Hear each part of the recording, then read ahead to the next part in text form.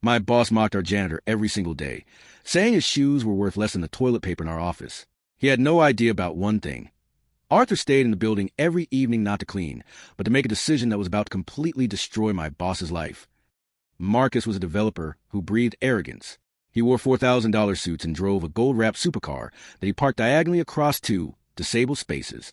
To him, Arthur, our 70-year-old janitor, was invisible, except when Marcus needed a target. I remember one rainy Tuesday. Marcus deliberately tracked thick, yellow mud across the pristine white marble lobby. He looked Arthur in the eye, dropped his half-eaten, expensive croissant on the floor, and crushed it with his heel. "Look at that, Arthur. More work for you. Maybe if you'd spent less time being a loser and more time networking, you wouldn't be spending your golden years cleaning up my crumbs." Arthur didn't flinch. He just gripped his wooden mop handle, his knuckles white, and whispered, "Every debt comes due, Marcus." Marcus laughed all the way to the elevator, but the universe has a wicked sense of irony. 6 months later, the high-interest loans Marcus used to build the Zenith turned into a noose. The market crashed.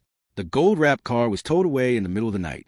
The expensive Italian furniture was carried out by men in high-vis vests. Marcus was left sitting on a single plastic crate in a dark, empty penthouse because he couldn't even pay the electricity bill. That's when the black SUV arrived, silent and armored. Marcus thought it was the police coming to arrest him for fraud. Instead, the door opened and Arthur stepped out. He wasn't a man in the stained blue overalls anymore. He wore a bespoke charcoal suit and carried a silver-headed cane. His presence commanded the entire room. Marcus let out a hollow, broken laugh. "What now, Arthur? Did you come to steal the copper wiring from the walls before they kicked me out?" Arthur didn't smile. He placed a heavy leather folder on the plastic crate. "The bank didn't seize this building, Marcus. My holding company did. I bought your debt for pennies on the dollar this morning." Marcus's jaw dropped. "A janitor? Where, how?" "I've owned this entire city block since before you were born," Arthur said, his voice like cold iron.